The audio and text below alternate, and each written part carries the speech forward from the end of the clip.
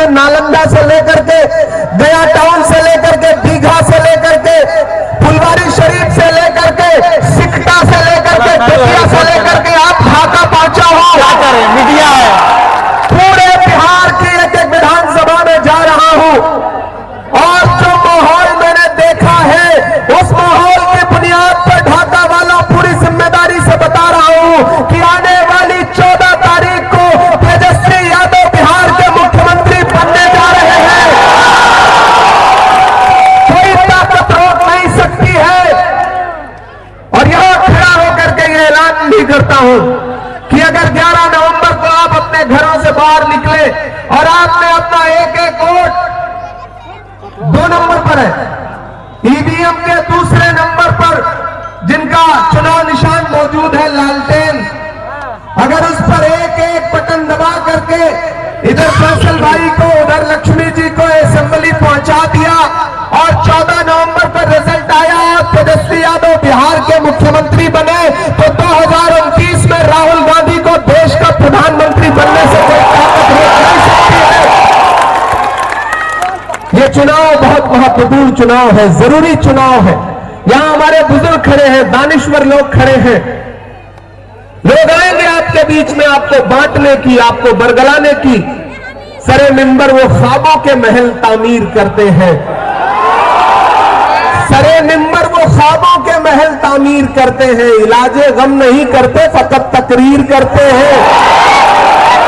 तो ये याद रखना कि ये चुनाव भाजपा पूरी साजिश के साथ, पूरी मशीनरी के साथ लड़ रही है।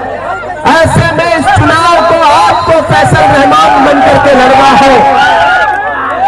एक भी हो कि इसकी रोशनी से पूरा पश्चिमी चंपारण ढाका जगमगा उठे और साथ में पूर्वी चंपारण भी। यहां हमारे जिला अध्यक्ष आरजेडी के खड़े हैं, अभिजीत भाई खड़े हैं। फूलों की कसम देता हूं मुझको मजहब के तराजू में न तौला जाए। मैंने इंसान ही रहने की कसम खाई है, मुझको हिंदू या मुसलमान न समझा जाए। ये चुनाव मोहब्बतों का चुनाव है।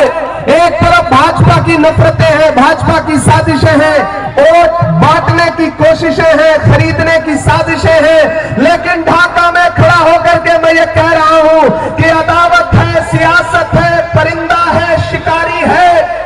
अदावत है, सियासत है, परिंदा है, शिकारी है, मगर इन सारी चीजों पर मोहब्बत अब भी भारी है। ढाका वालों, फैसल रहमान से आपका सिर्फ फैसल रहमान तक का रिश्ता नहीं है, 2 पीढ़ियों का, 3 पीढ़ियों का, 4 पीढ़ियों का रिश्ता है। मैं इनके वालिद साहब के बारे में पढ़ता रहा हूं, सुनता रहा हूं।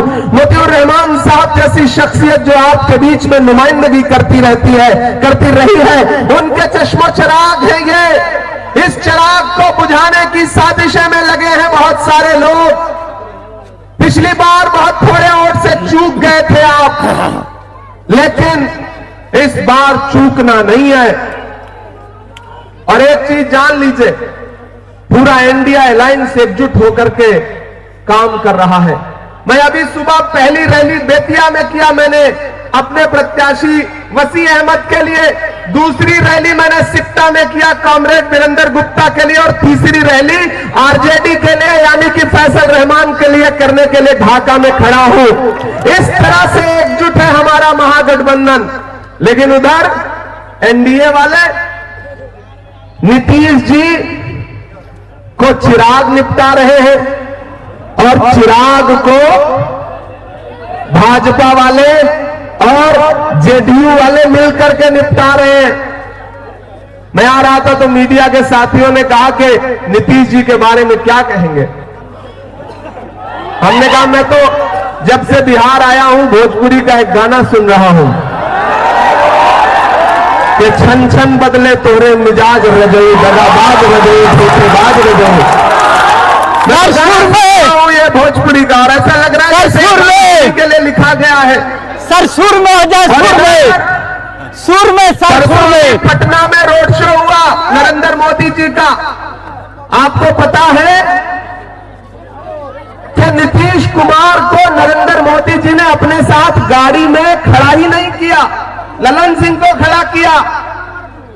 इससे यह जाहिर होता है कि जिस तरह महाराष्ट्र में भाजपा ने एकनाथ शिंदे का राजनीतिक कैरियर निपटा दिया, वैसे ही नीतीश कुमार के भी राजनीतिक कैरियर को निपटाने की साजिश कर रही है भाजपा। एक तरफ भाजपा के नेताओं के बयान सुन लो, प्रधानमंत्री कह रहे हैं कनपटी पे कट्टा। यह प्रधानमंत्री की भाषा है? यह प्रधानमंत्री की भाषा है? मैं पढ़ा लिखा इंसान हूं, शायर हूं, सांसद हूं, मुझे हैरत होती है कि देश के प्रधानमंत्री इस तरह की भाषा का इस्तेमाल करते हैं। लेकिन आप जब भी महागठबंधन के नेताओं का भाषण सुनेंगे, तेजस्वी जी को सुनेंगे, राहुल जी को सुनेंगे, प्रियंका जी को सुनेंगे, तो आप पाएंगे कि हमारा मैनिफेस्टो क्या कह रहा है कि हमारी सरकार बनाइए, पूरे बिहार को 5 साल में एक एक परिवार के एक एक नौजवान को नौकरी देने का काम करेगा महागठबंधन, वो भी सरकारी नौकरी। हमारी सरकार बनी तो 25 लाख रुपए का इलाज फ्री रहेगा हर इंसान का। महागठबंधन आपसे यह कह रहा है। और आज तो महागठबंधन ने एक नया ऐलान किया है कि सरकार बनने दीजिए, मकर संक्रांति को आने वाली फरवरी में बिहार की एक एक महिला के अकाउंट में 30,000 रुपया पहुंचाने का काम करेगी महागठबंधन की सरकार। 200 यूनिट बिजली फ्री देंगे। हमारे वायदे क्या हैं? मुद्दों पर है। भाजपा के वायदे क्या हैं? गिरिराज सिंह कुछ बोल रहे हैं, अमित शाह जी कुछ बोल रहे हैं। अभी परसों राहुल जी तालाब में तैर रहे थे मुकेश सहनी के साथ, तो भाजपा के एक नेता ने कहा कि मछली पकड़ रहे हैं। हमने कहा नहीं, मछली नहीं पकड़ रहे, वो तालाब जहां घड़ियाल रहते हैं उसी पानी में रहना है। तो बिहार वालों, बिहार बदलाव के लिए तैयार है और उसकी शुरुआत ढाका से होनी चाहिए, पश्चिमी चंपारण से होनी चाहिए। फैसल रहमान के लिए 11 तारीख को घरों से बाहर निकलिए और जो कसर बाकी रह गई थी, पश्चिमी चंपारण, पूर्वी चंपारण, पूरे बिहार में, तो पूरे बिहार की जनता से ये ढाका है, ये भारत का ढाका है और मैं भारत का इमरान हूं। मैं यहां खड़ा होकर के कह रहा हूं कि इस सरजमीन से जो आवाज उठती है वह हिंदुस्तान के अलग अलग कोनों तक जाती है। याद रखना भाइयों कि आपको बरगलाने की बहुत साजिशें की जाएंगी, बहुत कोशिशें की जाएंगी। किसी का जलवे रंगीन तखय्युलात में है, चराग बन के कोई जिंदगी की रात में है। बहुत बुलंद फिजा में तेरी पतंग सही, मुझे पता है मगर डोर किसके हाथ में है। ये बड़ी साजिशों के साथ चुनाव लड़ती है भाजपा। किसी झांसे में नहीं आना है। एक चीज जहन में रहे कि सरकार बदलना है। इस बार महागठबंधन की सरकार बनाने के लिए वोट देने जाना है पोलिंग बूथ पर। आप जब लालटेन का बटन ढाका में दबा रहे होंगे तो आप सिर्फ फैसल रहमान को विधायक नहीं बना रहे होंगे, बल्कि तेजस्वी यादव को मुख्यमंत्री बना रहे होंगे और भाजपा समर्थित सरकार को सत्ता से उखाड़ करके फेंक रहे होंगे। ढाका वालों, मेरी एक बात बहुत संजीदगी से सुनना कि महान बादशाह सिकंदर ने जब यूनान फतेह किया तो जीत का जश्न मनाने के लिए शहर की सड़कों पर निकला, तो उसने देखा कि पूरा शहर उसकी जीत का जश्न मना रहा है, लेकिन एक फकीर आदमी सड़क के किनारे बेखबर होकर के सो रहा है। सिकंदर को गुस्सा आया। सिकंदर ने उस इंसान को देख करके अपने घोड़े से उतरा और उस सोते हुए फकीर के पास गया और उसके पास जाकर के उसे जोर की एक लात मारी और लात मार के कहा कि क्यों रे फकीर, मैंने शहर जीत लिया, लोग जश्न मना रहे हैं और तू सो रहा है। उस फकीर ने उन्नीदी आंखों से सिकंदर की तरफ देखा और देख करके कहा कि शहर जीतना बादशाहों का काम है, लेकिन लात मारना गधे का काम है। तो मेरे भाई, 2014 में नारा लगाया था, बहुत हुई महंगाई, कि जो 58 रुपए का पेट्रोल था वो 106 रुपए लीटर हो गया। मैंने तो देश की पार्लियामेंट में खड़े होकर के मोदी जी की आंख से आंख मिला करके और निर्मला ताई की आंख से आंख मिला करके कहा था कि आप वो लोग हैं जो नारा लगाते थे कि बहुत हुई महंगाई की मार। अरे आपको शर्म आनी चाहिए, आपने कफन तक पर जीएसटी लगा दी है, आपको शर्म आनी चाहिए। भाजपा की सरकारें वो सरकारें हैं इसीलिए आजकल मैं जहां भी जाता हूं, मैं उनको उनका भाषण याद दिलाता हूं, उनसे कहता हूं कि याद है आप कहते थे भाइयों बहनों, देश के खजाने की चाबी मुझे सौंप दो, मैं चौकीदारी करूंगा। कहते थे कि नहीं कहते थे? अब तो मैं जहां भी जा रहा हूं उनसे पूछता हूं कि कहां सोया है चौकीदार। ऐसे काम नहीं चलेगा। मुझे लगना चाहिए कि मैं पश्चिमी चंपारण के ढाका में खड़ा हूं, मुझे लगना चाहिए कि ये जिंदा दिल लोगों का शहर है, मुझे लगना चाहिए पीछे तक आपकी दुआएं, आपकी तालियों का शोर पूरे देश में जाए, पूरे बिहार में जाए कि कहां सोया है चौकीदार।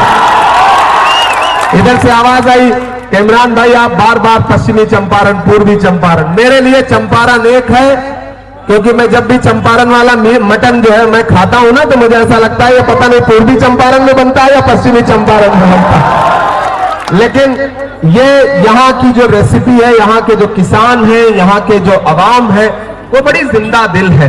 पूर्वी चंपारण, पश्चिमी चंपारण अपने आप में पूरा भारत है।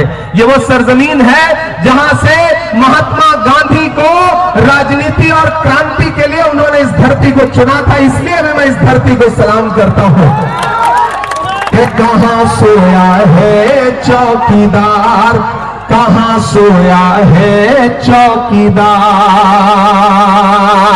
कि पेट्रोल और डीजल की कीमत रही सैकड़ा मार, कहां सोया है चौकीदार, कहां सोया है चौकीदार। के चाय,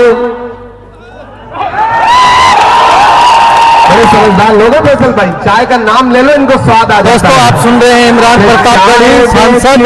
वाला पूरा भारत बेच रहा है, बेच रहा है कि नहीं बेच रहा है?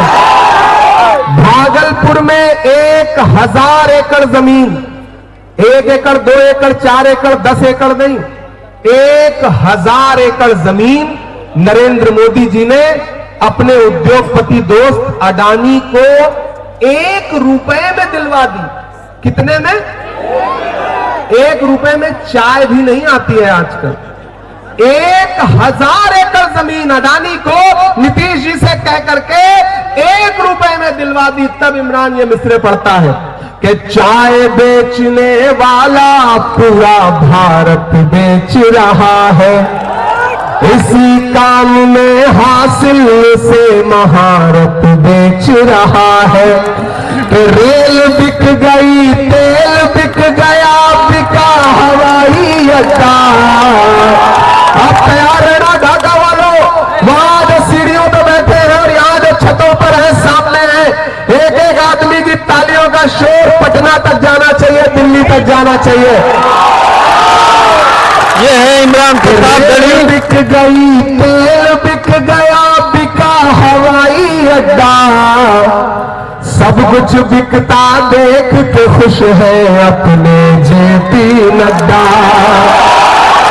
कि जनता महंगाई की मारी करती हाहाकार, कहां सोया है चौकीदार, कहां सोया है चौकीदार। तालियां तो अब उठेंगी अगली लाइन पे कि अब बिहार में बन जाएगी तेजस्वी सरकार, कहां सोया है चौकीदार, कहां सोया है चौकीदार। मेरे भाई, मेरे दोस्त, नौजवान साथियों, आप बड़े जिंदा दिल लोग हैं, लेकिन एक चीज याद रखना कि सियासत जज्बात का नाम नहीं है, सियासत होशमंदी और अक्लमंदी का नाम है।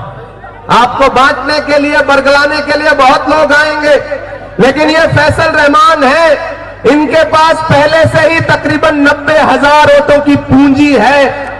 बस थोड़ा सा धक्का लगाना है, थोड़ा सा पुश करना है। ये अपने हाथ में लालटेन लेकर के सीधे असेंबली में पहुंचेंगे। और मैं बड़े बोल नहीं बोल रहा हूं, जो पार्टी की नजर में इनका जलवा है, लक्ष्मी जी का जो मर्तबा है पार्टी की नजर में, मैं तो ये महसूस कर रहा हूं कि अगर आपने इन लोगों को विधायक बनाया, ये लोग असेंबली में पहुंचे,